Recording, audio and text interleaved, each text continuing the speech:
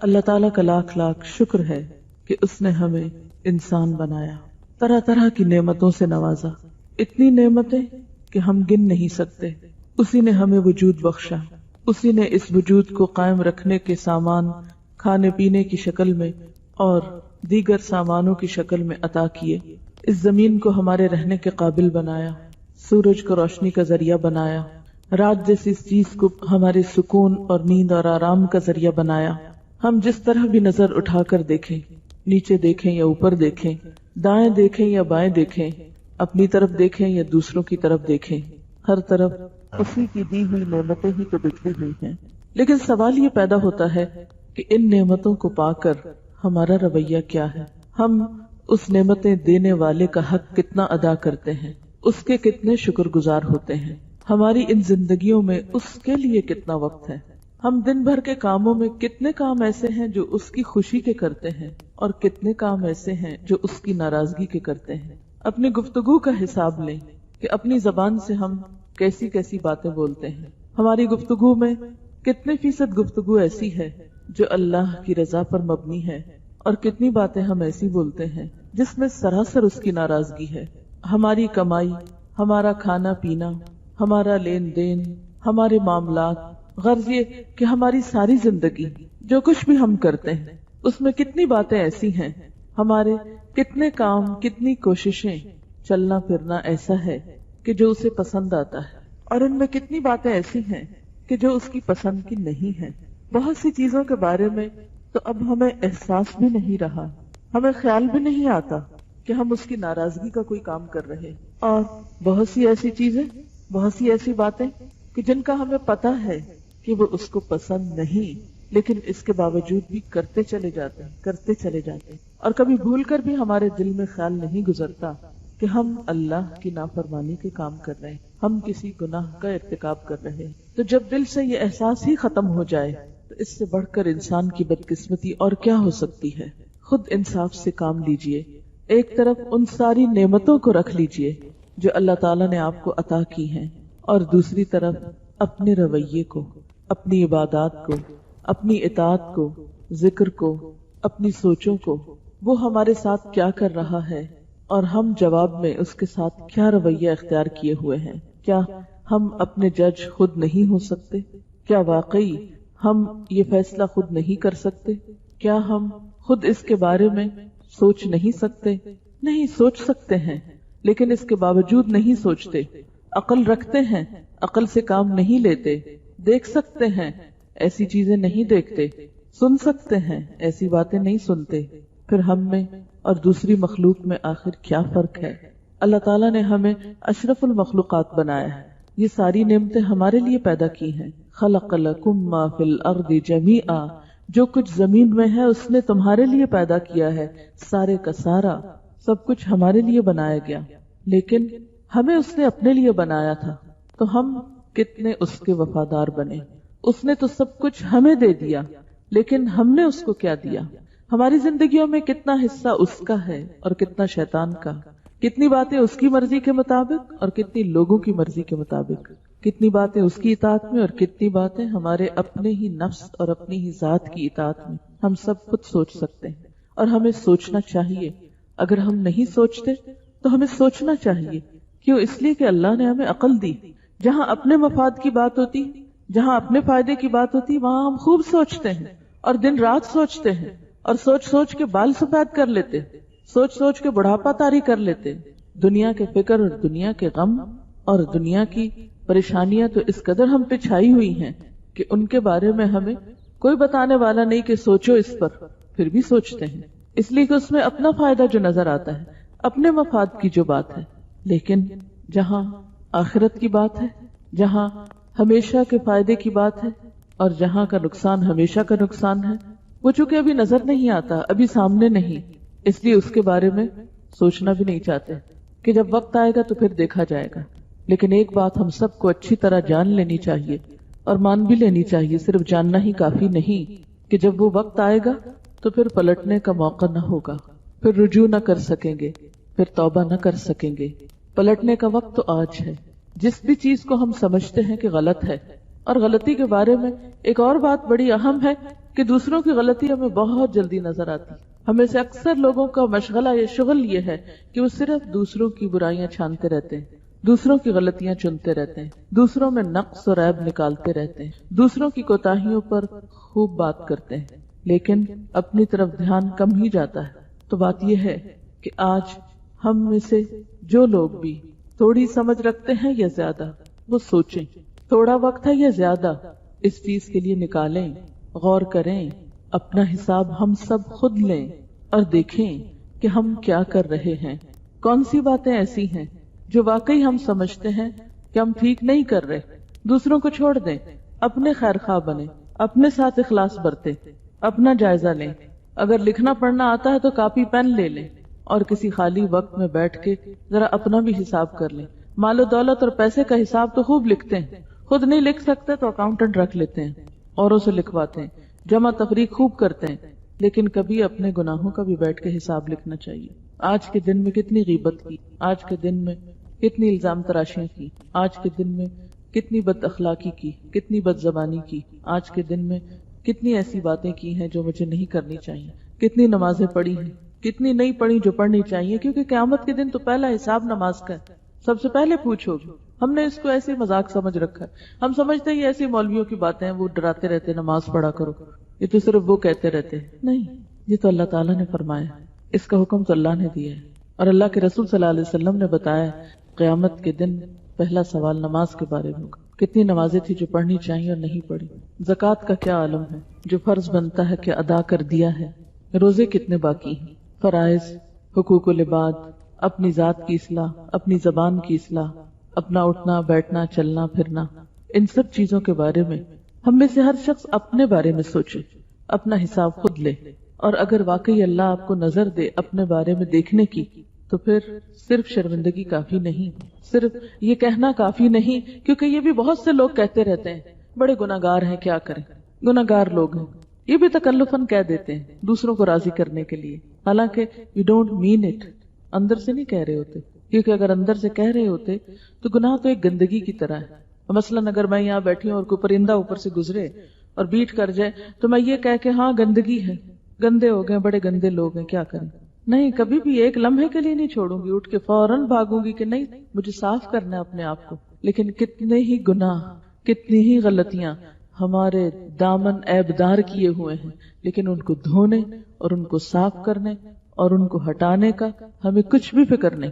ان سب کاموں کے لیے ہمیں جو کرنا ہے اس کا نام توبہ ہے. توبہ کا معنی ہوتا ہے پلٹ آنا، واپس آ جانا. اللہ سے جو دور بھاگ رہے ہیں نا، اور اللہ کی نافرمانی میں جو بھاگے چلے جا رہے ہیں، اس سے واپس پلٹنا، لوٹنا، رجوع کرنا. قرآن پاک میں اللہ تعالیٰ فرماتے ہیں قُلْ يَا عِبَادِيَ الَّذِينَ أَسْرَفُوا عَلَىٰ أَنفُسِهِمْ لَا تَقْنَطُوا مِن رَحْمَةِ اللَّهِ إِنَّ اللَّهَ يَغْفِرُ الذُّنُوبَ جَمِيعًا إِنَّهُ هُوَ الْغَفُورُ الرَّحِيمُ. اے میرے بندو، جنہوں نے اپنی جانوں پہ زیادتی کی ہے، تم اللہ کی رحمت سے نا امید نہ ہو جانا. بالیقین اللہ تعالیٰ سارے گناہوں کو بخش دیتا ہے، یقیناً وہ بڑی بخشش اور بڑی رحمت والا ہے. یعنی اللہ تعالیٰ تو بندے کو بخشتا ہے اور بخشنا چاہتا ہے، لیکن کس کو؟ جو اپنی بخشش چاہتا ہو، جسے اپنے گناہوں پہ شرمندگی ہو، جو لوٹ آئے، جو رجوع کر لے. اللہ تعالیٰ ایسے پلٹنے والوں سے محبت کرتا ہے.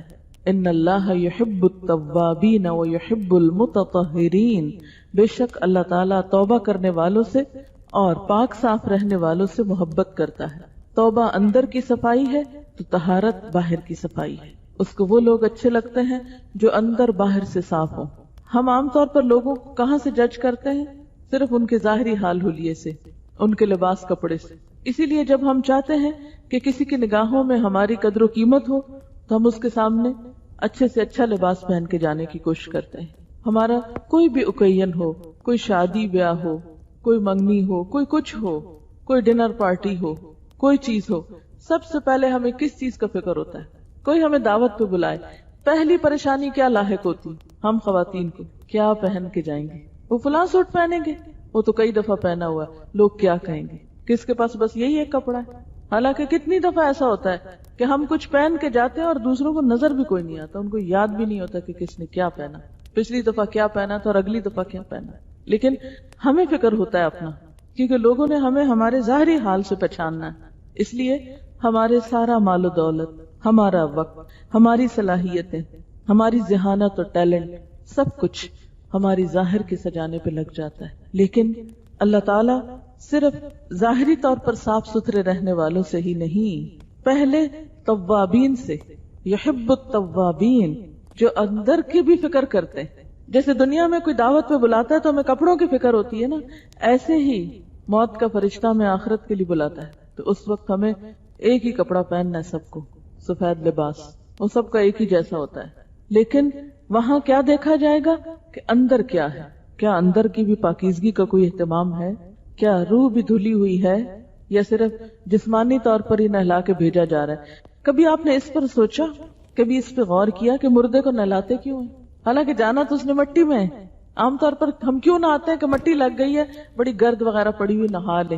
لیکن حیرت کی بات ہے نا، انسان جب فوت ہو جاتا ہے تو اس کو ڈالتے ہم مٹی میں ہیں، لیکن اس کے باوجود اس کو مل مل کے نہلاتے ہیں، دھلاتے ہیں، پھر صاف کپڑے پہناتے ہیں، پھر اس کو وہاں جا کے چھوڑ آتے ہیں. کیوں؟ یہ ایک سمبل ہے کہ انسان اللہ کی طرف واپس جا رہا ہے، اور اللہ تعالیٰ کو صفائی پسند ہے. اللہ تعالیٰ کو انسان کی طہارت مر کے بھی اور جیتے ہوئے پسند ہے. حالانکہ جانا مٹی میں ہے لیکن نہا دھو کے جانا ہے.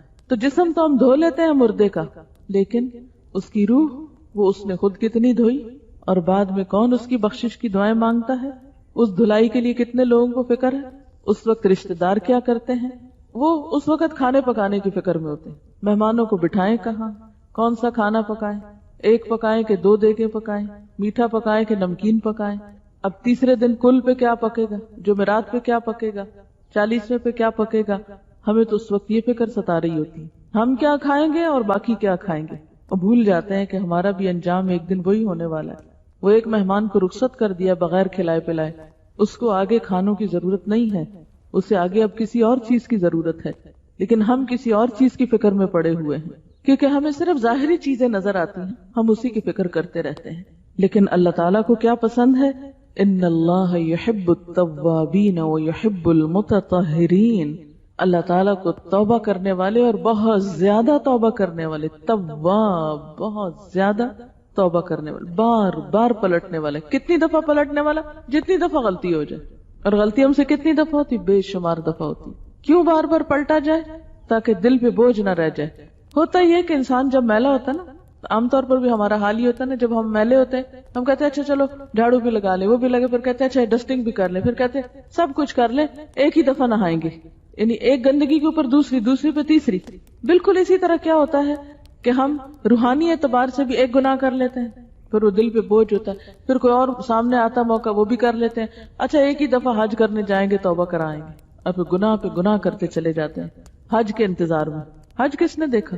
سب کہاں جا سکتے ہیں حج کو؟ سب تو نہیں جا سکتے. اور جا کے بھی کیا کرتے ہیں ہم وہاں؟ وہ کس قسم کا حج ہوتا ہے؟ یعنی صرف حج پہ جانا ہی تو کافی نہیں ہوتا.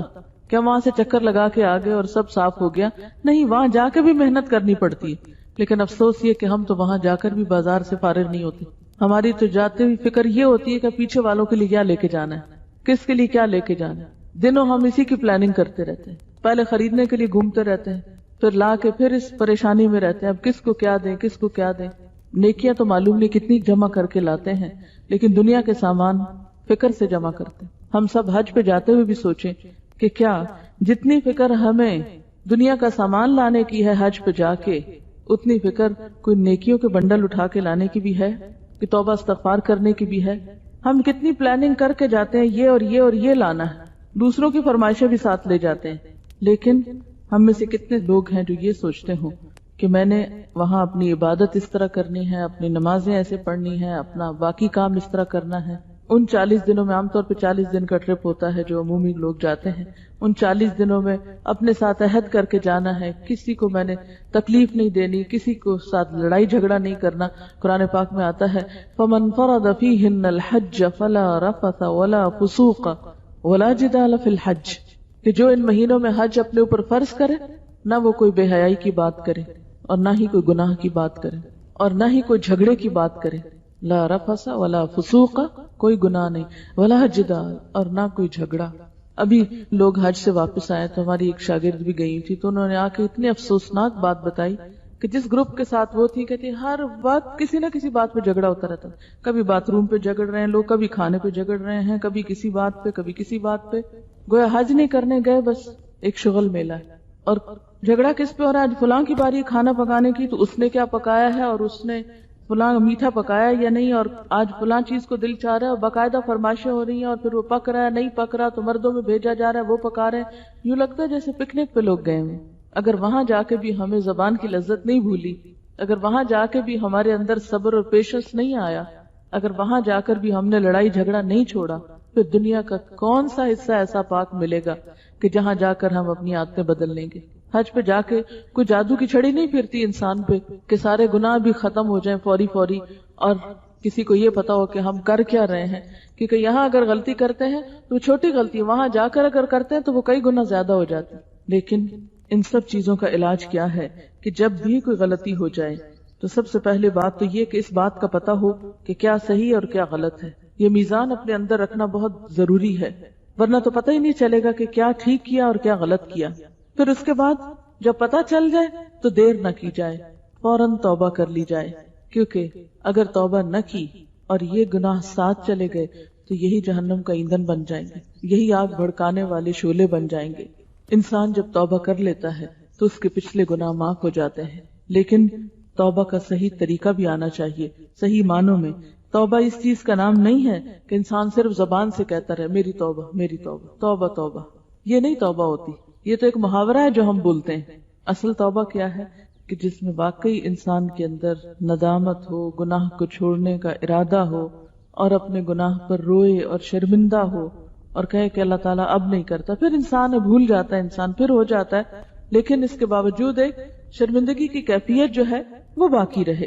قرآن پاک میں اللہ تعالیٰ سارے مومنوں کو توبہ کا حکم دیتے ہیں، وَتُوبُوا إِلَى اللَّهِ جَمِيعًا أَيُّهَا الْمُؤْمِنُونَ لَعَلَّكُمْ تُفْلِحُونَ، اور توبہ کرو سارے مل کر اے مومنوں تاکہ تم فلاح پاؤ، کامیابی ہو تم کو۔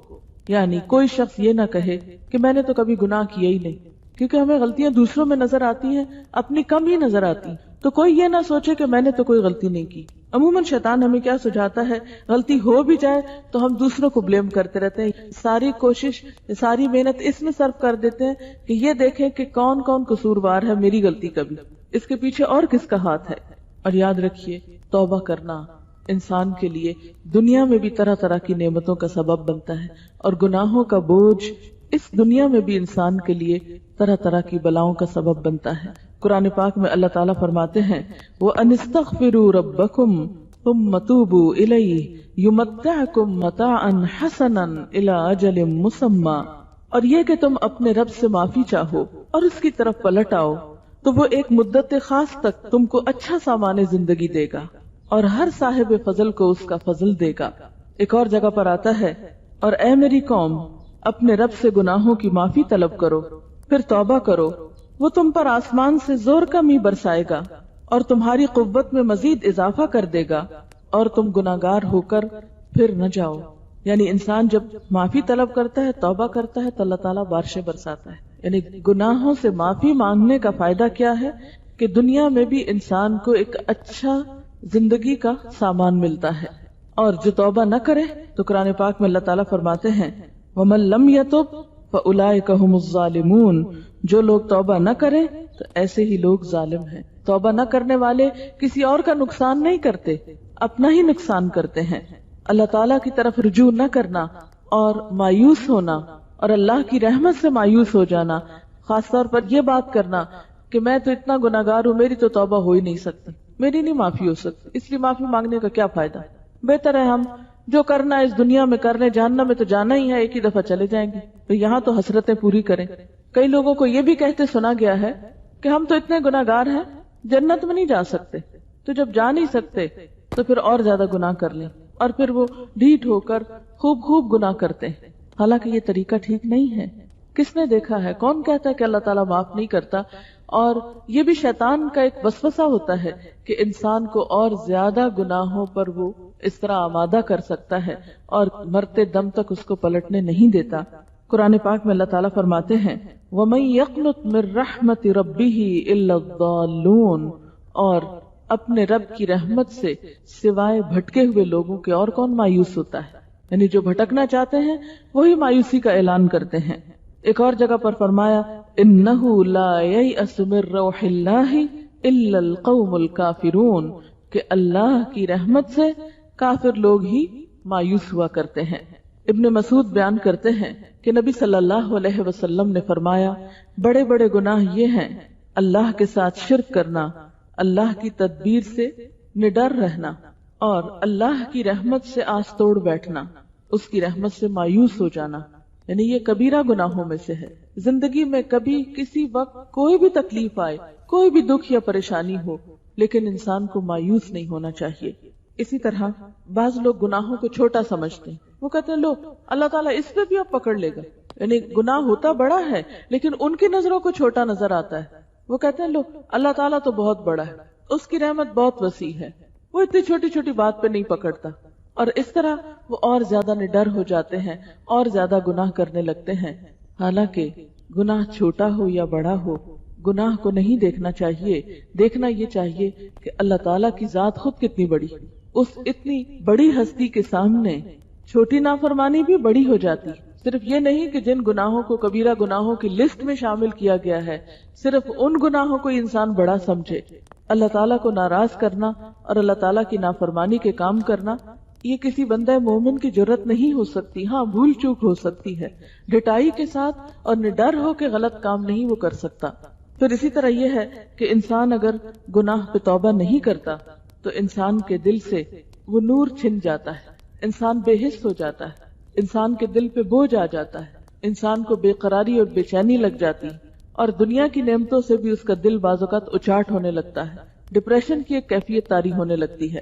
ابن قیم کہتے ہیں گناہوں کے نقصان میں کہ جو گناہ ہوتا ہے اس کی وجہ سے انسان علم سے محروم ہو جاتا ہے، دل بے چین ہو جاتا ہے، کاموں کا گراں بار ہو جانا ہوتا ہے، یعنی کوئی کام ہو کے نہیں دیتا۔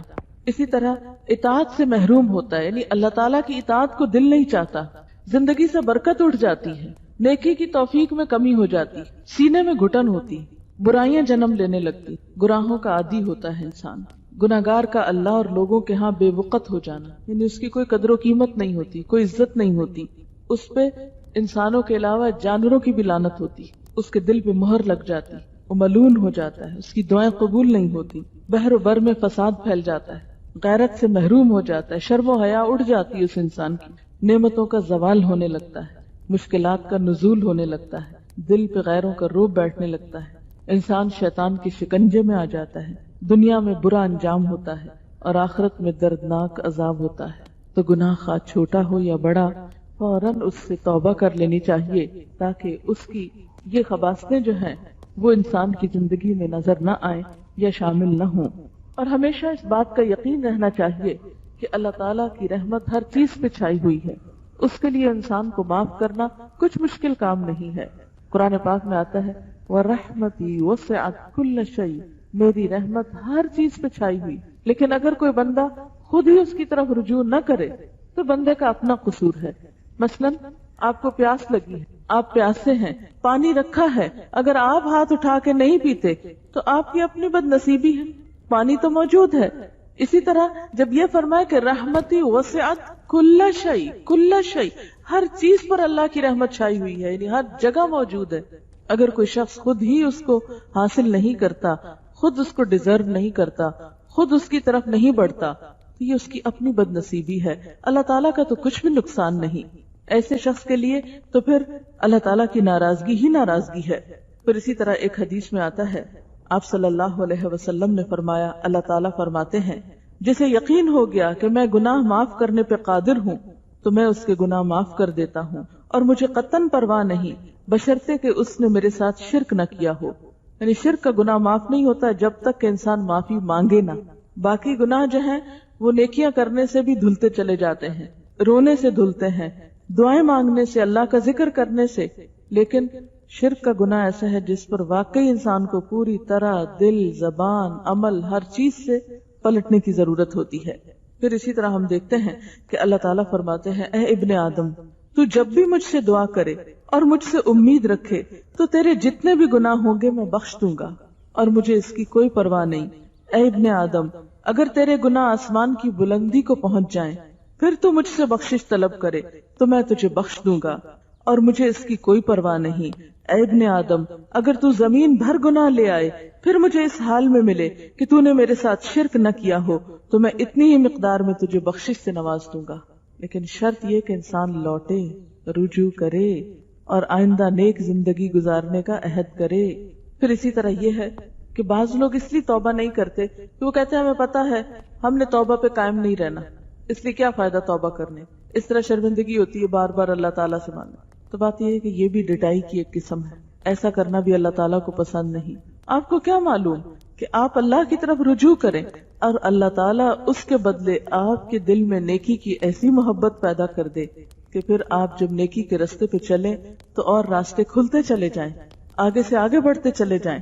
آخر دنیا میں کتنے ہی ایسے لوگ ہیں جو وہ گناہ نہیں کرتے جو مثلاً آپ کرتے ہیں۔ اگر ان کو اس گناہ میں کوئی رغبت نہیں اور آپ کو اس گناہ میں رغبت ہے تو اللہ کی طرف رجوع تو کریں، اللہ سے دعا تو کریں، کیونکہ دل تو اللہ کے ہاتھ میں ہے۔ وہ جس چیز کی چاہے نفرت ڈال دے اور جس چیز کی چاہے محبت ڈال دے۔ اگر ایک وقت میں ہمارے دل میں گناہوں کی محبت بیٹھی ہوئی ہے یا گناہوں کی یا حرام چیز کی لذت ہمارے دل پہ چھائی ہوئی ہے تو دوسرے وقت میں اللہ تعالیٰ اس سے نفرت بھی ہمارے دل میں ڈال سکتے ہیں، کیونکہ دل تو بدلتے رہتے ہیں۔ کتنی ہی چیزیں ایسی ہیں کہ آپ کی زندگی میں آئیں اور چلی گئیں، کتنی ہی چیزیں ایسی ہیں کہ جن کے لیے آپ دن رات سوچتے تھے، جن پہ آپ مرتے تھے، جن کے لیے آپ سمجھتے تھے کہ اگر وہ نہ ہوئی چیز زندگی میں تو شاید زندگی گزارنا مشکل ہو، لیکن پھر ایسا وقت بھی آیا کہ اس چیز کے بغیر بھی زندگی نارمل ہو گئی اور ہو جاتی ہے۔ کتنے ہی عزیز پیارے ہوتے ہیں جو دنیا سے چلے جاتے ہیں، جب وہ جاتے ہیں تو انسان سوچتا ہے کہ ان کے بغیر ہم زندہ کیسے رہیں گے، لیکن ایک وقت آتا ہے کہ انسان زندہ رہتا ہے۔ اسی طرح کتنی ہی چیزیں ایسی ہیں کہ جن کو انسان اپنی زندگی میں برداشت کرتا ہی نہیں، کرنا چاہتا ہی نہیں، اس کے لیے کچھ سننا چاہتا ہی نہیں، لیکن پھر کیا ہوتا ہے، اللہ تعالیٰ انہی چیزوں کے دل میں محبت بھی ڈال دیتا ہے۔ اہل مکہ آپ صلی اللہ علیہ وسلم کی جان کے دشمن تھے، دشمنی اس حد کو بڑی کہ آپ صلی اللہ علیہ وسلم کو وہ جگہ چھوڑنی پڑی، مکہ سے ہجرت کرنا پڑی۔ لیکن ایک وقت آیا کہ آپ صلی اللہ علیہ وسلم واپس پلٹے، مکہ فتح ہوا، آپ نے اپنے دشمنوں کو معاف کیا، اور جو ہی معاف کرنا تھا کہ وہی لوگ آپ کے جانثار ساتھی بن گئے اور آپ کے ساتھ مل کر دشمنوں کے خلاف جنگ کرنے والے بن گئے۔ اس سلسلے میں ایک مشہور واقعہ ہے ثمامہ بن اسال کا۔ وہ آپ صلی اللہ علیہ وسلم سے بہت دشمنی رکھتا تھا۔ ایک موقع پہ پکڑا گیا، قید کیا گیا، آپ نے اس کو پیغام بھیجا کہ تم مسلمان ہو جاؤ۔ اس نے کہا کہ آپ نے ایک ایسے شخص کو قید کیا ہے کہ جو اگر آپ اس کے ساتھ احسان کریں تو وہ احسان کا ماننے والا ہے، اور اگر آپ اس کے ساتھ زیادتی کریں تو وہ بدلہ لینے کے قابل ہے، یعنی اس کے پیچھے اس کی قوم ہے۔ تو ایسے موقع پر آپ صلی اللہ علیہ وسلم نے اس کو معاف کر دیا، اور جو معاف کیا تو وہ شخص گیا نہا کر واپس آیا اور کہنے لگا کہ اللہ کے رسول صلی اللہ علیہ وسلم، اس سے پہلے کوئی شخص دنیا میں آپ سے بڑھ کر مجھے مبغوض نہ تھا، اور اب آپ سے بڑھ کر کوئی شخص مجھے محبوب نہیں۔ کس وجہ سے؟ کہ آپ نے اس کو معاف کر دیا تھا۔ تو اللہ تعالیٰ ان لوگوں کو معاف کر دیتے ہیں کہ جو دوسروں کو معاف کر دیتے ہیں، اور جب انسان اپنے دشمنوں کو معاف کرتا ہے تو ایسے موقع پر دشمن بھی دوست بن جاتے ہیں۔ اسی طرح جب انسان اللہ تعالیٰ سے معافی مانگتا ہے تو آج ایک وقت ایسا ہے کہ ایک انسان گناہوں میں ڈوبا ہوا ہے، اور کل دوسرے وقت میں جب وہ ان گناہوں سے پاک ہوتا ہے اللہ تعالیٰ معاف کر دیتے ہیں، تو اسی انسان کے دل میں نیکی کی ایک محبت پیدا ہو جاتی ہے۔ کیا ہم نہ چاہیں گے کہ ہمارے دل بھی گناہوں سے پاک ہوں اور ان میں اللہ تعالیٰ کی محبت پیدا ہو؟ کیا اس زندگی میں سکون ہے جس میں ہم گناہوں کے بوجھ تلے لدے ہوئے ہوں، یا وہ زندگی پرسکون ہے کہ جب ہم اللہ تعالیٰ سے راز و نیاز کر سکتے ہوں، ہمارے دل اس کے قریب ہوں، وہ ہم پر اپنی رحمت کی نظر ڈالتا ہو؟ اور اس کا راستہ ایک ہی ہے کہ ہم پلٹتے رہیں، رجوع کرتے رہیں اور بار بار رجوع کرتے رہیں۔ اور جو شخص رجوع کرتا ہے، دن میں رجوع کرتا ہے، تو اللہ تعالیٰ دن میں اس کو معاف کر دیتے ہیں، اور اگر کوئی شخص رات میں پلٹتا ہے تو اللہ تعالیٰ رات کے اس کے گناہ معاف کرتے ہیں۔ ہم انسان ہیں نا، جب انسانوں سے کام پڑتا ہے تو کبھی دن میں وہ مصروف ہوتے ہیں، رات میں وہ سو رہے ہوتے ہیں، لیکن اللہ تعالیٰ فَلَا تَأْخُذُهُ سِنَةٌ وَلَا نَوْمٌ، نہ اس کو نیند آتی ہے نہ اونگ آتی ہے. جس وقت بھی جس لمحے بھی کوئی دل میں یا اونچی آواز میں سرگوشیوں میں یا پکار کر رو کر یا چپکے چپکے جس بھی طرح سے انسان اللہ تعالیٰ سے معافی مانگے اللہ تعالیٰ بندے کو معاف کرتا ہے. لیکن یہ ہمارے اپنے اوپر ہے کہ ہمارے دل میں اس بات کا کتنا احساس ہے، ہمارے دل میں اللہ تعالیٰ کے بارے میں کس قسم کے گمان ہیں، ہم اس کی طرف کس طرح لوٹنا چاہتے ہیں. اور اللہ تعالیٰ کا وعدہ ہے کہ بندہ اگر ایک قدم میری طرف آئے تو میں 10 قدم اس کی طرف جاتا ہوں، اگر وہ ایک ہاتھ میری طرف آئے تو میں 10 ہاتھ اس کی طرف جاتا ہوں، وہ چل کر آئے تو میں دوڑ کر اس کی طرف آتا ہوں. لیکن پہلا قدم ہم ہی کو اٹھانا ہوگا، ہمیں پلٹنا ہوگا. اب یہ ہے کہ توبہ کی کس طرح جاتی ہے. توبہ کرنے کے لیے یہ ضروری نہیں ہے کہ آپ کسی انسان کے سامنے بیٹھ کر اپنے گناہوں کا ذکر کریں. جیسے کرسچینٹی میں تو ایسا ہوتا ہے کہ انسان انسانوں کے سامنے کنفیس کرتا ہے. ان کے ہاں چرچ میں باقاعدہ کنفیشن کا عمل ہوتا ہے. ایک دفعہ فرانس میں مجھے دیکھنے کے لیے ایک چرچ میں جانے کا اتفاق ہوا کہ ان لوگوں کی عبادت کے طریقے کیا ہیں یا یہ یہاں اندر کیا کرتے ہیں. تو میں نے دیکھا کہ ایک طرف کچھ شیشے کے کیبن بنے ہوئے تھے اور اس میں لال سا ڈریس پہن کر ان کا مذہبی رہنما بیٹھا ہوا تھا، اور ان میں سے ایک کیبن میں ایک شخص اپنے ایسے مذہبی رہنما کے پاس بیٹھا ہوا تھا. تو میں نے کسی سے پوچھا کہ یہاں کیا ہو رہا ہے، یہ شخص اس چھوٹے سے کیبن میں بیٹھ کے کیا کر رہے ہیں، یہ لوگ کیا کر رہے ہیں یہاں پر. تو انہوں نے بتایا کہ یہ شخص آیا ہے اپنے گناہوں کی معافی کے لیے اور یہ سارے گناہوں کا اقرار اس اپنے مذہبی رہنما کے آگے کر رہا ہے، پھر وہ اس کو ایک سرٹیفکیٹ دے گا، پروانہ دے گا جس سے اس کا گناہ معاف ہو جائے گا. لیکن الحمدللہ اللہ تعالیٰ نے ہمیں انسانوں کا محتاج نہیں بنایا کہ ہم کسی مسجد میں جا کے کسی مولوی صاحب کے آگے اپنے سارے گناہ کا یا اپنی ساری برائی کا پہلے حساب کتاب دیں اور پھر ان کے ہاتھ سے پرچہ لیں کہ ہاں تمہارے لیے اب جنت لازم ہو گئی ہے. نہیں، ان اللہ یغفر الذنوب جمیعا، اللہ تعالیٰ سارے گناہ معاف کر سکتا ہے، ساری طاقت اس کے ہاتھ میں ہے. بلکہ ہمارے لیے تو یہ حکم ہے کہ ہم گناہوں کی تشہیر نہ کریں، یعنی گناہ کرنا برا ہے تو اس کی تشہیر اس سے بھی زیادہ برا کام. قرآن پاک میں آتا ہے کہ ان الذین یحبون ان تشیع الفاحشۃ، بے شک وہ لوگ جو پسند کرتے ہیں کہ بے حیائی پھیلے، فی الذین آمنوا، ان لوگوں میں جو ایمان لائے، ان کے لیے دنیا اور آخرت میں رسوائی ہے اور دردناک عذاب ہے. تو اللہ تعالیٰ کو یہ بات پسند نہیں کہ ہم اپنے گناہوں کی تشہیر کریں. یعنی مثلاً اگر کسی شخص کی صبح آنکھ نہیں کھلی، نماز رہ گئی اس کی، تو اس کو یہ نہیں کرنا چاہیے کہ ہر جگہ بیٹھ کے کہ آج میں نے صبح کی نماز نہیں پڑھی. ایسا کہنا منع ہے. کیوں؟ اس لیے کہ آج تم کہو گے کسی کو میں نے نماز نہیں پڑھی، میں نے نماز نہیں پڑھی، دوسرا بھی سن سن کے عادی ہو جائے گا کہ اچھا اگر فلاں کی رہ گئی اور میری رہ گئی تو کیا ہوا، فلاں کی بھی تو رہ گئی تھی. ہم بہت سے غلط کام کب کرتے ہیں، کب دلیر ہوتے ہیں غلط کام کرنے کو؟ جب ہم دوسروں کو دیکھتے ہیں کہ وہ غلط کام کریں. اس لیے گناہوں کا ذکر بھی برا ہے. اس کا یہ مطلب نہیں کہ انسان چھپ کے گناہ کرنا شروع کر دے یا غلط کام کرنا شروع کر دے. نہیں، اللہ تعالیٰ تو عالم الغیب والشہادہ ہے، حاضر اور غائب ہر چیز کا جاننے والا ہے. اس کے لیے تو سب برابر ہے. وہ چھپے بھی دیکھتا ہے، کھلے بھی دیکھتا ہے، اندھیرے میں بھی دیکھتا ہے اور روشنی میں بھی دیکھتا ہے. اس کے لیے تو کچھ بھی مشکل نہیں. لیکن ہمارے لیے کیا ضروری ہے کہ ہم اس کی طرف پلٹیں اور رجوع کریں. اس بات کا سب سے پہلے احساس کرنا ضروری ہے کہ جو غلطی ہے وہ غلطی ہے، وہ غلطی کے ہی خانے میں لکھی جا رہی ہے، وہ نیکی کے خانے میں نہیں لکھی جا رہی. برائی برائی ہے، خواہ ہم اس کو کتنا بھی خوبصورت نام دیں، کیونکہ شیطان کا کام یہ ہے کہ وہ انسان کے برے اعمال کو خوبصورت بنا کے پیش کرتا ہے. زین لہم الشیطان اعمالہم، بار بار قرآن پاک میں آتا ہے کہ شیطان نے انسانوں کو برے کام ان کے خوشنما بنا کے دکھائے، اتنا خوبصورت بنا دیا ہے کہ انسان کو برائی برائی لگتی ہی نہیں. لیکن جب ہم اللہ تعالیٰ کی کتاب پڑھتے ہیں، قرآن پاک پڑھتے ہیں، اچھی مجلسوں میں جاتے ہیں تو ہمیں اپنے گناہ یاد آنے لگتے ہیں. ہم نماز میں کھڑے ہوتے ہیں، ہمیں شرمندگی ہوتی ہے. اس وقت اگر ہم اپنے ضمیر کی آواز پہ کان دھر لیں اور برائی کو برا مانیں، یقین کریں کہ یہ بری ہے، تو ہماری روح کانپ اٹھے، ہمارے جسم میں جھرجری لگ جائے، یعنی جھرجری آ جائے ایک دم کہ واقعی ہم نے برا کیا ہے. تو اس جھرجری لانے کی ضرورت ہے، گناہ کے شدید احساس کی ضرورت ہے. ابن مسعود فرماتے ہیں مومن اپنے گناہوں کو یوں سمجھتا ہے جیسے وہ ایک پہاڑ کے نیچے بیٹھا ہو اور ڈرتا ہو کہ کہیں اس کے اوپر گر نہ پڑے، اور فاجر اپنے گناہوں کو ایسا سمجھتا ہے جیسے ایک مکھی ہو جو اس کی ناک پہ بیٹھ گئی ہو. پھر انہوں نے اپنے ہاتھ کے اشارے سے بتایا کہ اس نے اس طرح کر کے مکھی کو اس سے اڑا دیا، اسے پرواہ نہیں. یعنی مکھی بھی ایک گندی چیز ہے نا، تو مکھی آ کے بیٹھی تو اس نے کیا کیا؟ بس ٹھیک ہے، ہٹا دی، احساس نہیں کہ وہ یہاں کوئی جراثیم بھی چھوڑ گئی ہے۔ تو مومن جو ہے وہ اپنے گناہوں کو پہاڑ جتنا سمجھتا ہے کہ یہ میرے پہ گر گیا تو میں تو ختم ہو جاؤں گا۔ آج میں اور آپ دیکھیں کہ اپنے چھوٹے بڑے گناہوں کو کیا سمجھتے ہیں، پہاڑ سمجھتے ہیں یا مکھی سمجھتے ہیں۔ پھر اسی طرح دوسری بات اہم یہ ہے کہ انسان گناہ کے انجام پہ نظر رکھے، گناہ کے انجام پہ نظر رکھے، یعنی توبہ کرنے والا اس کے نقصان کو سمجھے کہ اس کا نقصان کیا ہوگا۔ اور نقصان میں نے پیچھے بتایا نا کہ زندگی سے برکت کا خاتمہ، سینے سے نور کا خاتمہ، علم کی کمی اور بہت سی چیزوں کی کمی، اللہ تعالیٰ کی رحمت سے دور ہونا۔ تو جب تک انسان کو اس چیز کا احساس نہیں ہوگا اس وقت تک توبہ کی طرف نہیں پلٹے گا انسان۔ پھر اسی طرح یہ ہے کہ اعتراف گناہ اللہ تعالیٰ کے سامنے ہو۔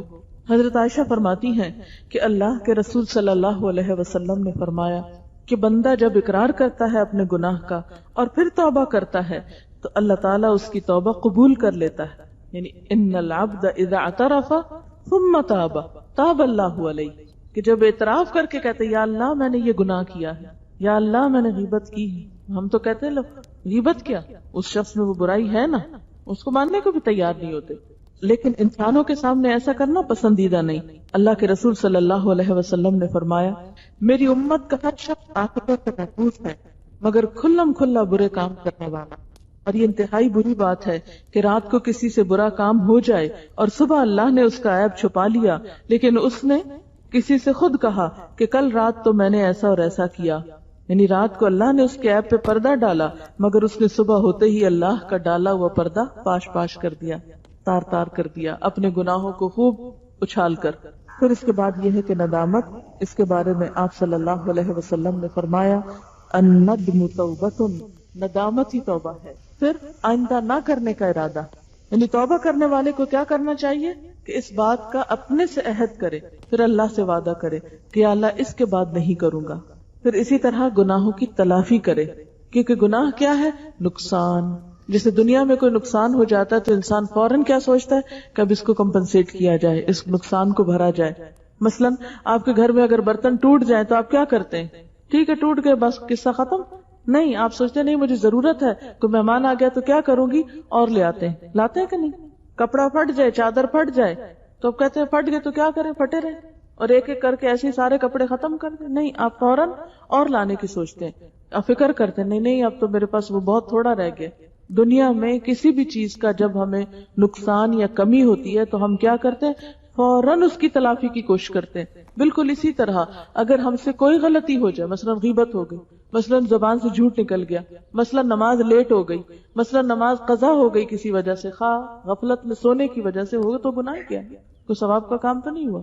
کوئی بھی غلطی ہو گئی، اس کے بعد احساس کر کے بطور خاص توجہ کر کے کوئی نیک کام ضرور کیا جائے، مثلا صدقہ کیا جائے، کسی کی خدمت کی جائے، کسی کے ساتھ اچھا معاملہ کیا جائے، یعنی ویسے بھی اچھائی کرنی ہے لیکن گناہ ہونے کے بعد بطور خاص اچھائی کرنی، اور نیت میں رکھنا ہے کہ مجھ سے وہ جو غلطی ہوئی ہے نا میں اس کے کفارے کے طور پر یہ کام کر رہی ہوں۔ رسول اللہ صلی اللہ علیہ وسلم نے فرمایا جس شخص نے اپنے بھائی کی آبرو یا کسی اور چیز کے متعلق ظلم کیا ہو اس کو چاہیے کہ آج اس سے معاف کرا لے، یعنی اگر کسی کے آپس میں کوئی تعلقات خراب ہیں یا ایک دوسرے سے کوئی زیادتی کی ہے تو اسے چاہیے کہ آج معاف کرا لے، اس سے پہلے کہ دینار و درہم نہ رہے، کیونکہ قیامت کے دن کیا ہوگا کہ اگر اس کا کوئی نیک عمل ہوگا تو اس کے برابر اس سے ظلم کا بدلہ لے لیا جائے گا، اور اس کے پاس نیکیاں نہ ہوں گی تو مظلوم کی برائیاں اس کے پلے میں ڈال دی جائیں گی۔ یعنی آج اگر ہم نے کسی پہ زیادتی کی ہے، کسی پہ الزام لگایا ہے، کسی کا کوئی نقصان کیا ہے، کسی کی عزت پہ حملہ کیا ہے تو دنیا میں معافی مانگ لینی چاہیے۔ اگر یہاں نہیں معافی مانگی نا، کل قیامت کے دن اسی شخص کو جس کی ہم آج برائی کر رہے ہیں اپنی نیکیوں میں سے نکال کے دینا پڑے گا۔ اس طرح اللہ تعالیٰ بدلہ لیں گے۔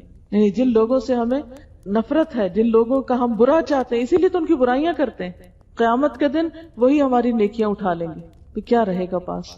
نبی صلی اللہ علیہ وسلم نے فرمایا جو شخص برے کام کرتا ہے پھر اچھے کام کرتا ہے اس کی مثال اس شخص کی ہے جس نے تنگ سی زرہ پہن رکھی ہو، جس نے اس کا گلا گھونٹ رکھا ہو، پھر وہ ایک نیکی کرتا ہے تو اس کا حلقہ کھل جاتا ہے، دوسری کرتا ہے تو دوسرا کھل جاتا ہے، حتیٰ کہ وہ آزاد پھرنے لگتا ہے۔ یعنی گناہ جو ہے وہ انسان کے اوپر گھیرا تنگ کرتے رہتے ہیں، جیسے کوئی تنگ لباس ہوتا ہے، کبھی ہوتا ہے نا کپڑے تنگ ہو جاتے ہیں کہ کپڑے سکڑ جاتے ہیں یا ویسے جسم پھیل جاتا ہے تو کبھی وہ انسان پہن لے تو دل گھبرانے لگتا ہے. تو بالکل جس انسان کے دل پر گناہوں کا بوجھ ہوتا ہے اس کا دل بھی ایسے ہی گھٹتا ہے، تنگ ہوتا ہے، سینہ تنگ ہوتا ہے. انسان جب معافی مانگتا ہے، توبہ کرتا ہے اور اس کی جگہ نیک کام کرتا ہے تو وہ ہلکے کھلنے لگتے حتیٰ کہ اس کا دل کھل جاتا ہے اور اس کے اندر ایک وسعت آ جاتی ہے، اس کے دل میں ایک چین اور سکون آ جاتا ہے. حضرت عبداللہ بن مسعود کہتے ہیں کہ ایک آدمی نبی صلی اللہ علیہ وسلم کے پاس آیا، کہنے لگا اے اللہ کے رسول صلی اللہ علیہ وسلم، مجھ سے ایک غلط کام ہوا، اب آپ میرے ساتھ جو چاہیں سلوک کریں. آپ صلی اللہ علیہ وسلم نے اسے کچھ نہ کہا. جب وہ جانے لگا تو حضرت عمر نے اسے کہا کہ اللہ نے اس کا پردہ رکھا تھا اور اس شخص نے اپنا پردہ توڑ دیا. آپ نے فرمایا اسے میرے پاس بلاؤ. صحابہ کرام اسے بلا لائے تو آپ نے اسے یہ آیت پڑھ کے سنائی، وَأَقِمِ الصَّلَاةَ طَرَفَيِ النَّهَارِ وَزُلَفًا مِّنَ اللَّيْلِ إِنَّ الْحَسَنَاتِ يُذْهِبْنَ السَّيِّئَاتِ ذَلِكَ ذِكْرَىٰ لِلذَّاكِرِينَ. دن کے دونوں سروں اور رات کی چند ساعات میں نماز ادا کیا کرو، بلا شبہ نیکیاں گناہوں کو دور کر دیتی ہیں، یہ ان کے لیے نصیحت ہے جو نصیحت قبول کرتے ہیں. بس حضرت معاذ نے عرض کیا اے اللہ کے رسول صلی اللہ علیہ وسلم، کیا یہ بات صرف اس کے لیے ہے یا سب لوگوں کے لیے؟ آپ نے فرمایا بل للناس کافۃ، بلکہ سب لوگوں کے لیے. یعنی اگر کسی سے کوئی غلط کام ہو جائے تو بجائے اس کے کہ لوگوں کے سامنے جا کے تذکرہ کرے، نماز پڑھے. اسی لیے توبہ کے لیے پھر کیا کرنا چاہیے؟ صدقہ خیرات کرنا چاہیے، صلاۃ توبہ پڑھنی چاہیے. صلاۃ توبہ کا مطلب کیا ہے؟ 2 نفل پڑھ کے انسان رو کر اللہ تعالیٰ سے توبہ کی دعا کرے. پھر اسی طرح انسان اگر اس کے پاس مال نہیں یا وہ بیمار ہے اور نماز زیادہ نہیں پڑھ سکتا تو پھر زبان سے کثرت سے استغفار پڑھتا رہے. استغفر اللہ ربی من کل ذنب واتوب الیہ، استغفر اللہ الذی لا الہ الا هو الحی القیوم واتوب الیہ. سید الاستغفار پڑھنا چاہیے. سید الاستغفار کیا ہے؟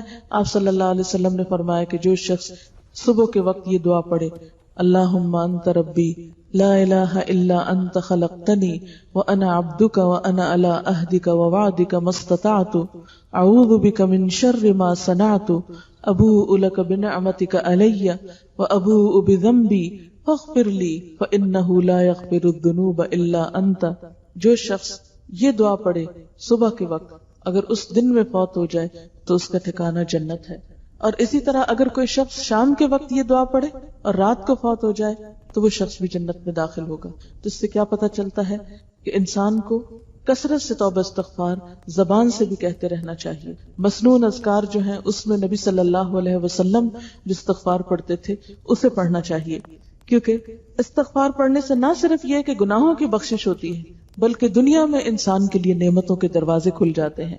حضرت نوح علیہ السلام نے اپنی قوم سے کہا تھا کہ تم اپنے رب سے معافی چاہو، اللہ تعالیٰ تمہیں مال اور بیٹوں سے مدد کرے گا، یعنی مال اور بیٹوں سے نوازے گا اور تمہارے لیے بارشیں برسائے گا، تمہارے لیے باغات پیدا کرے گا.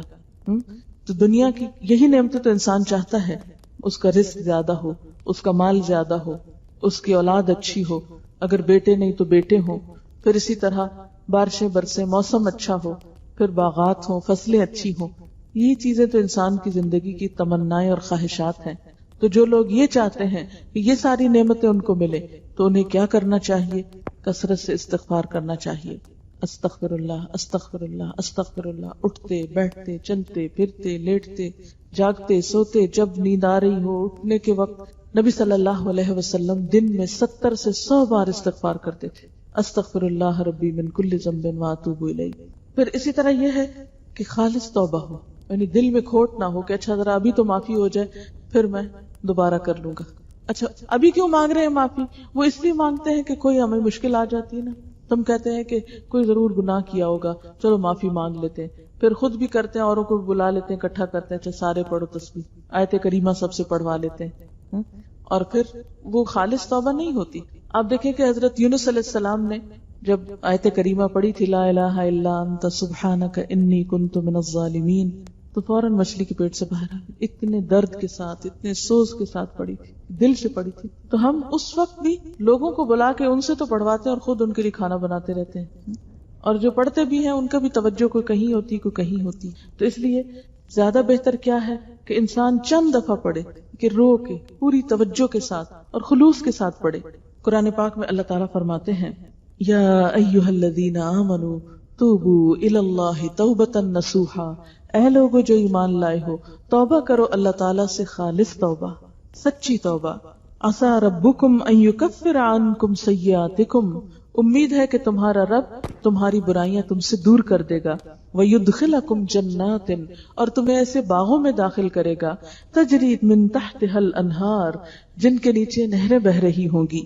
اسی طرح ایک اور آیت میں آتا ہے إِنَّمَا التَّوْبَةُ عَلَى اللَّهِ لِلَّذِينَ يَعْمَلُونَ السُّوءَ بِجَهَالَةٍ ثُمَّ يَتُوبُونَ مِن قَرِيبٍ فَأُولَئِكَ يَتُوبُ اللَّهُ عَلَيْهِمْ وَكَانَ اللَّهُ عَلِيمًا حَكِيمًا.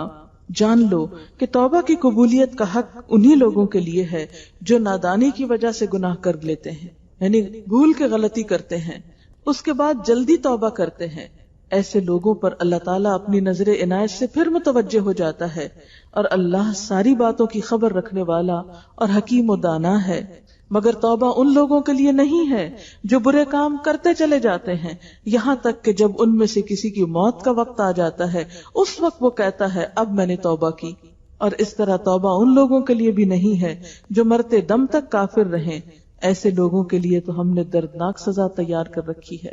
نبی صلی اللہ علیہ وسلم نے فرمایا ان اللہ یقبل توبۃ العبد ما لم یغرغر، اللہ بندے کی توبہ اس وقت تک قبول کرتا ہے جب تک کہ اس کا خرخر نہیں شروع ہو جاتی، یعنی موت بالکل قریب نہیں آ جاتی. یعنی جب انسان مرتے وقت فرشتے دیکھ لیتا ہے تو پھر توبہ قبول نہیں ہوتی، کیونکہ ہر انسان کے پاس فرشتے ویسے ہی آتے ہیں جیسے اس کے عمل ہوتے ہیں. نبی صلی اللہ علیہ وسلم نے فرمایا جو شخص استغفار کی پابندی کرے گا اللہ تعالیٰ اس کے لیے ہر تنگی سے نکلنے کا راستہ بنا دے. اب یہ بات جو ہے میں سب بہنوں کو کہہ رہی ہوں، ہر مسئلے کا وظیفہ بتا رہی ہوں، سب اچھی طرح کان کھول کے سن لیں. اور وہ وظیفہ کیا ہے؟ استغفر اللہ ربی من کل ذنب واتوب الیہ. یا اگر اتنا لمبا نہیں آتا تو استغفر اللہ یا اللہم اغفر لی. اگر یہ بھی نہیں زبان پہ چڑھتا اللہ مجھے معاف کر دے، یا اللہ میری توبہ. اور سچے دل سے، یہ نہیں کہ صرف لوگوں کو دکھانے سنانے کے لیے. آپ صلی اللہ علیہ وسلم نے فرمایا جو شخص استغفار کی پابندی کرے گا اللہ تعالیٰ اس کے لیے ہر تنگی سے نکلنے کا راستہ بنا دیتا ہے، ہر غم سے اسے نجات عطا کرتا ہے، ہر غم سے نجات، اور اسے ایسی جگہ سے روزی دیتا ہے جہاں سے اس کو گمان بھی نہیں ہوتا. پھر اسی طرح ایک اور روایت میں آتا ہے کہ قرآن تمہاری بیماریوں اور ان کے علاج کی طرف تمہاری رہنمائی کرتا ہے.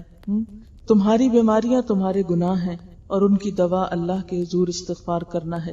یہ قتادہ کا قول ہے. یعنی قرآن میں ہر بیماری کے لیے ایک طرح سے شفا بتائی گئی ہے، اور انسان کی سب سے بڑی بیماری اس کی گناہ ہے. اور بہت سی بیماریاں اس وقت جو روحانی بیماریاں ہیں یا دماغی بیماریاں ہیں یا ڈپریشن کی بیماریاں ہیں، یہ اصل میں جنم ہی گناہوں سے لیتی ہیں. ہم غلط کام کرتے ہیں، پھر ہمارے اوپر ایک پریشر پڑتا ہے، کوئی معاشرے کا ہوتا ہے، کچھ اپنے ضمیر کا ہوتا ہے، توبہ کرتے نہیں ہیں، نیکی کی طرف چلتے نہیں ہیں. نتیجہ کیا ہوتا ہے کہ پھر ڈپریشن ہونے لگتا ہے. اللہ تعالیٰ اہل ایمان کی صفت بیان کرتے ہیں کہ الذین یقولون ربنا فاغفر لنا ذنوبنا وقنا عذاب النار الصابرین والصادقین والقانتین والمنفقین والمستغفرین بالاسحار. وہ لوگ جو کہتے ہیں اے ہمارے رب ہمارے گناہوں کو بخش دے اور ہمیں آگ کے عذاب سے بچا لے، جو صبر کرنے والے ہیں، سچ بولنے والے ہیں، اطاعت کرنے والے ہیں، اللہ کی راہ میں خرچ کرنے والے ہیں، اور سحری کے وقت استغفار کرنے والے. تو گویا سحری کے وقت یعنی تہجد کے وقت کی جو دعائیں ہیں وہ خاص طور پر انسان کی بخشش کا ذریعہ بنتی ہیں. یعنی دن میں کسی وقت بھی استغفار پڑھ سکتے ہیں، لیکن خاص مصیبتوں اور خاص پریشانیوں میں تہجد کی پابندی کے ساتھ استغفار کریں. انشاءاللہ تعالی اللہ تعالی آسانی فرمائیں گے. لقمان نے ایک مرتبہ اپنے بیٹے کو نصیحت کی، کہا اے میرے بیٹے اپنے زبان کو اللہم اغفر لی کہنے کی عادت ڈال لو. یعنی اپنے اندر عادت ہی ڈال لو، اللہم اغفر لی، یا اللہ مجھے بخش دے، یا اللہ معاف کر. یعنی اٹھتے بیٹھتے چھوٹی سی بات بھی ہو نا، دل پہ آئے فوراً کہ یا اللہ تو معاف کر دے. دیر نہ لگائے، انسان انتظار نہ کرے اچھا نماز ہوگی تو پھر معافی مانگوں گا، اچھا رمضان آئے گا تو معافی مانگ لیں گے، اچھا حج پہ جائیں گے تو معافی مانگ لیں گے. نہیں، ابھی اسی وقت. اسی طرح حسن بصری کہتے ہیں کہ کثرت سے استغفار کرو، اپنے گھروں میں، اپنے دسترخوانوں پر، اپنی سڑکوں اور بازاروں میں، اپنی ملاقاتوں میں، جہاں کہیں بھی تم ہو، پتہ نہیں کس وقت اللہ تعالیٰ بخشش کی دعا سن لے. یعنی کوئی موقع نہ جانے دو. استغفار کے لیے ضروری نہیں کہ مصلی بچھا کر ہی استغفار کی جائے، اٹھتے بیٹھتے چلتے پھرتے جہاں خیال آ جائے جہاں ذہن میں آ جائے کہ میں غلط کار ہوں، جہاں اپنی غلطی کا احساس ہو جائے، ساتھ ہی دعا انسان مانگ لے. اور قرآن پاک میں بہت ساری دعائیں ہیں جو استغفار کے ذکر میں آتی ہیں، اور سجدے اور رکوع میں مانگنے والی جو دعائیں ہیں ان میں بھی استغفار ہے. یعنی سب سے بہترین دعا سجدے کی دعا ہوتی ہے، جب انسان اللہ تعالیٰ کے بہت قریب ہوتا ہے. اس وقت کیا دعا مانگنی چاہیے جو نبی صلی اللہ علیہ وسلم نے سکھائی ہے؟ سبحانک اللہم ربنا وبحمدک اللہم اغفر لی، رکوع میں بھی اور سجدے میں بھی. اسی طرح دو سجدوں کے بیچ میں بھی اللہم اغفر لی وارحمنی واجبرنی وارفعنی واہدنی وعافنی وارزقنی. یعنی نماز کے اندر جو دعائیں مانگی جاتی ہیں وہ اور زیادہ قبول ہوتی ہیں.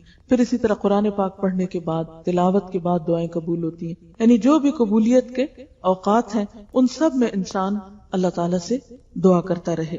نبی صلی اللہ علیہ وسلم نے فرمایا جو شخص مغرب کی طرف سے سورج طلوع ہونے سے پہلے توبہ کر لے اللہ اس کی توبہ قبول کر لیتا ہے.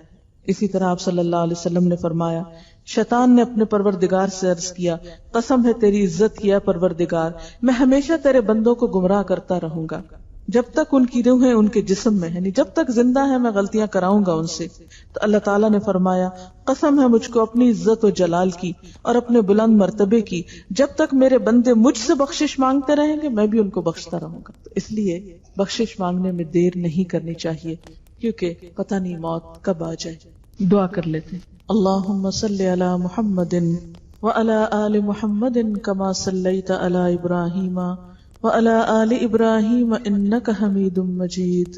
اللهم بارك على محمد وعلى آل محمد كما باركت على إبراهيم وعلى آل إبراهيم إنك حميد مجيد. ربنا آتنا في الدنيا حسنة وفي الآخرة حسنة وقنا عذاب النار. ربنا لا تزغ قلوبنا بعد إذ هديتنا وهب لنا من لدنك رحمة انک انت الوہاب. ربنا هب لنا من ازواجنا وذریاتنا قرۃ اعین واجعلنا للمتقین اماما. ربنا لا تؤاخذنا ان نسینا او اخطأنا. ربنا ولا تحمل علينا اسرا كما حملته على الذين من قبلنا. ربنا ولا تحملنا ما لا طاقة لنا به واعف عنا واغفر لنا وارحمنا انت مولانا فانصرنا على القوم الكافرين. ربنا اغفر لنا ولإخواننا الذين سبقونا بالإيمان ولا تجعل في قلوبنا غلا للذين آمنوا. ربنا اغفر لنا ذنوبنا وإسرافنا في أمرنا وثبت أقدامنا وانصرنا على القوم الكافرين. یا حی یا قیوم برحمتک نستغیث. اللہم انفعنا بما علمتنا وعلمنا ما ينفعنا وزدنا علما. اللہم اکفنا بحلالک عن حرامک واغننا بفضلک عمن سواک. لا الہ الا انت سبحانک انی کنت من الظالمین. لا حول ولا قوة الا باللہ العلی العظیم. یا اللہ پاک جو کچھ بھی ہم نے پڑھا ہے اپنی رحمت سے قبول فرما. جو بات آپ کی مرضی کے مطابق منہ سے نکلی ہو تو ہمیں اس پر عمل کی توفیق عطا فرما. اگر کہیں بھول چوک سے کوئی ایسی بات زبان سے نکلی ہو جو آپ کو پسند نہ آئی ہو تو ہم سب کو اس سے دور کر دے اور ہمیں بخش دے. ہمیں اپنا قرب عطا کر اپنے رستے پہ چلا. یا اللہ تو ہم سب کو ہدایت عطا فرما، نیکیوں پر استقامت عطا فرما. ہمیں نیکیوں کا شوق عطا کر دے، ہمارے لیے نیکیوں کے کرنے کے رستے آسان کر دے. ہماری بھول چوک اور ہماری غلطیوں کو معاف کر دے. یا اللہ ہمیں ہماری غلطیوں کا احساس دلا دے، ہمیں اپنی غلطیوں کے اعتراف کی توفیق دے، ہمیں اپنی اصلاح کی توفیق دے. یا اللہ ہمارے بچوں کو ہماری آنکھوں کی ٹھنڈک بنا. یا رب العالمین انہیں دنیا اور آخرت کی بہترین بھلائیاں عطا فرما. ہمارے والدین پر اپنی رحمت فرما. یا اللہ ہمارے شوہروں کو ہماری آنکھوں کی ٹھنڈک بنا. یا اللہ ہمارے گھرانوں میں سکون پیدا کر دے. یا رب العالمین ہمارے خاندانوں میں آپس کی محبت اور اتفاق پیدا کر دے. یا رب العالمین پاکستان کے سارے مسلمانوں کو باہم جوڑ دے. یا اللہ ہمیں قرآن و سنت پر عمل کی توفیق عطا فرما. یا رب العالمین ہمارے اگلے پچھلے گناہوں کو معاف کر دے. یا اللہ ہمیں استغفار کی پابندی کی توفیق عطا فرما. یا اللہ ہمیں اپنی طرف رجوع کرنے والا بنا دے. یا رب العالمین جتنی بھی بہنیں یہاں آئی ہیں، ان کے دلوں میں جو دعائیں ہیں، جو ان کے مسائل ہیں یا جو ان کی پریشانیاں ہیں، یا اللہ تو اپنی رحمت سے سب کے دکھ پریشانیاں دور فرما. یا اللہ سب کی مشکلات آسان فرما. یا اللہ جو ہمارے عزیز رشتہ دار دوست دنیا سے جا چکے ہیں ان کی بخشش فرما. یا اللہ ہم بھی ان کے پیچھے جانے والے ہیں، ہم سب پر بھی اپنی رحمت فرما. ربنا تقبل منا انك انت السميع العليم وتب علينا انك انت التواب الرحيم. وصلى الله تعالى على خير خلقه محمد وعلى آله واصحابه واهل بيته اجمعين برحمتك يا ارحم الراحمين.